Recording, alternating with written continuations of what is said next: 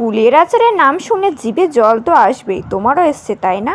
তাহলে দেরি কেন, ঝটপট বাড়িতে বানিয়ে নাও কুলের আচার। আমিও বাড়িতে কুলের আচার বানিয়েছিলাম আর সেই রেসিপিটা তোমাদের সঙ্গে শেয়ার করলাম। চলো ভিডিওটা শুরু করা যাক।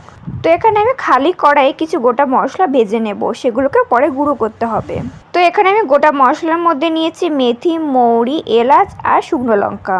এটাকে ভালো করে আমি ভেজে নেব, তারপর এটাকে আমি গুঁড়ো করে নেব। আমি কিন্তু আজ কুলের আচারের মধ্যে আমি সব গুঁড়ো মশলাই দেব। তোমরা চাইলে একটু ফ্লেভারের জন্য গোটা মশলা দিয়ে কুলের আচারটা বানাতে পারো। এই কুলের আচারটা বাড়িতে বানিয়েছিলাম বেশ অনেক দিন আগে, কিন্তু ভিডিওটা তোমাদের সঙ্গে শেয়ার করা হয়নি। ফাইনালি আজকে করেই দিলাম। আর এই কুলের আচারটা বানানোর জন্য কুলগুলোকে আমি আগে রৌদ্রে দিয়েছিলাম, ওই 2-3 দিন দিয়েছিলাম। তোমরা চাইলে তার বেশিও দিতে পারো, কোনো সমস্যা নেই। তবে হ্যাঁ, খুব বেশি এবার কুলটা শুকানো যাবে না। আমি 2-3 দিন টানা রৌদ্রে দিয়েছিলাম, তাতে আমার হয়ে গেছে। আমি কিন্তু নাড়িয়ে চাড়িয়ে এটাকে ভেজে নিয়েছি ভালো করে। এখানে মশলাগুলো একভাবে নাড়তে থাকতে হবে, না হলে কী হবে, পুড়ে যাবে। এখানে আমার ভাজা হয়ে গেছে, তাই এবার আমি এটা ভালো করে গুঁড়ো করে নিলাম। আমি এটা মিক্সিতেই গুঁড়ো করে নিয়েছি। এরপর আমি কড়াই কিছুটা পরিমাণে জল দিলাম। জলের পরিমাণটা আমি অল্পই রেখেছি এখানে, কারণ আমি আজকে কুলের আচারটা বেশি ঝোল করব না। এরপর এর মধ্যে দিয়ে দিলাম পরিমাণ মতো চিনি। আমি এখানে চিনি পরিমাণটা একটু বেশি দিয়েছি, কারণ আমি আচারটা একটু মিষ্টি মিষ্টি করব, আর এখানে না কুলগুলো বেশ টক ছিল। এরপর ভালো করে আমি চিনিটাকে ফোটাতে থাকবো।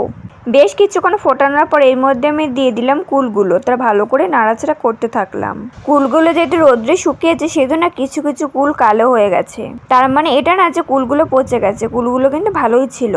আর আমি কিন্তু আজকের আচারটা একদমই অল্প মশলাতে বানিয়েছি, অতিরিক্ত কোনো মশলা দিইনি এর মধ্যে। তাতে খেতে এত টেস্ট হয়েছিল, তোমাদেরকে কি বলবো। তোমরা কিন্তু এবার বাড়িতে বানিয়ে নিতে পারো, আশা করবো তোমাদেরও খুব ভালো লাগবে। আমি বেশ কিছুক্ষণ নাড়িয়েচাড়ে এর মধ্যে দিয়ে দিলাম সামান্য পরিমাণে লবণ, ভালো করে নাড়াচাড়া করতে থাকলাম। আমি না বেশ অনেকটা পরিমাণে কুল আমি শোকাতে দিয়েছিলাম, কিন্তু কি হয়েছে, খেতে খেতে লাস্ট পর্যন্ত এই কটাই আছে। আসলে এত সুন্দর কুল আর না খেয়ে কি থাকা যায়, তোমরাই বলো। তাই রোদ্রে শোকাতে শোকাতে অর্ধেক কুলই খেয়ে ফেলেছি। আমি এখানে কুলগুলোকে ভালো করে ঘেটে দিয়েছি, না হলে কি হতো, ভিতরে চিনি শিরাটা ঢুকতো না, আর তাতেও কিন্তু খেতেও ভালো টেস্ট হতো না। আমি কিন্তু ভালো করে কুলটাকে জাল করে নেব, তারপর লাস্টের দিকে গিয়ে মশলাটা দেব।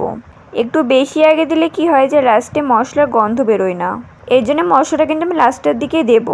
আর মশলাটা কিন্তু আমি একদম মিহি গুঁড়ো করেছি, তোমরা চাইলে মিহি গুঁড়ো নাও করতে পারো, মানে হালকা গুঁড়ো করে দিলে তাতেও কিন্তু টেস্টটা খুবই সুন্দর হয়।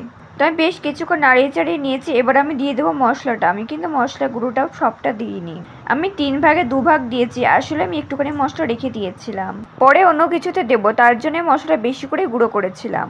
তো এই মশলাটাকে ভালো করে নাড়াচাড়া করতে থাকলাম, আর কুলগুলোকে ভালো করে মশলার সঙ্গে মেশাতে থাকলাম। আর আমি কুলগুলোকে ভালো করে ঢুলে দিচ্ছিলাম, যাতে মশলাটা কুলের ভিতরে ঢুকে যায়, তাহলে কিন্তু খেতে আরও টেস্টি হবে। এরপর আমি এর মধ্যে দিলাম সামান্য পরিমাণে লঙ্কার গুঁড়ো, তার ভালো করে নাড়াচাড়া করতে থাকলাম।